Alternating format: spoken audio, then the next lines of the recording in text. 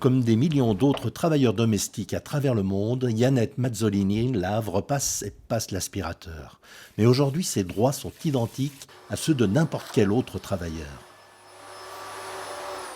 Le changement fondamental, c'est au niveau de la dignité personnelle. Je sais qu'une loi me protège et j'ai des droits. Je me sens une travailleuse, pour de vrai.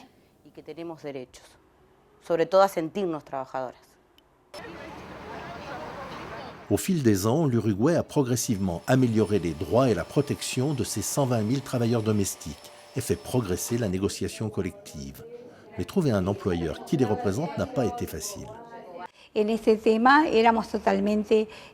Dans ce domaine, nous partions de zéro. Je veux dire par là que nous ne savions rien des relations du travail.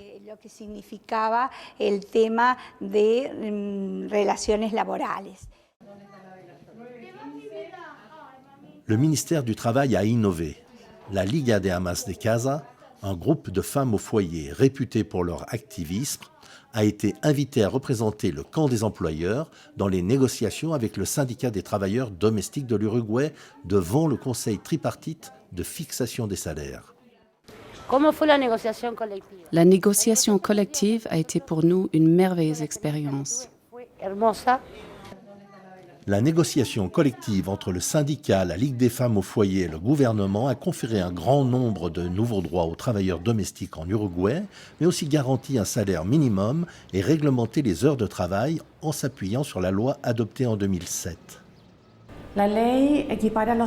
Cette loi place les travailleurs domestiques et les autres travailleurs rémunérés au même niveau en termes d'heures de travail et d'accès au système de sécurité sociale et de protection légale. Et ce qui est le plus important, elle permet aussi aux travailleurs domestiques de participer à la négociation collective. Le BIT a apporté une assistance technique tout au long du processus, à l'issue duquel l'Uruguay est devenu le premier pays à ratifier la Convention sur les travailleuses et travailleurs domestiques. Le tout a été accompagné par l'OIT et le bureau régional de l'OIT à Santiago. Une fois la loi votée, l'appui technique dont nous avons bénéficié s'est avéré inestimable. La Ligue des femmes au foyer est fière du rôle inédit qu'elle a joué pour les droits et la reconnaissance des travailleurs domestiques en Uruguay. Désormais, on les considère comme des travailleurs dotés de droits comme tout le monde. Je suis sûre que pour eux, c'est un vrai progrès. Avec la ratification de la Convention 189, l'Uruguay est désormais internationalement reconnu comme un pionnier pour l'établissement de normes en faveur des droits des travailleurs domestiques. Un exemple qui pourrait inciter d'autres pays à ratifier à leur tour cette convention et à la mettre en vigueur partout dans le monde.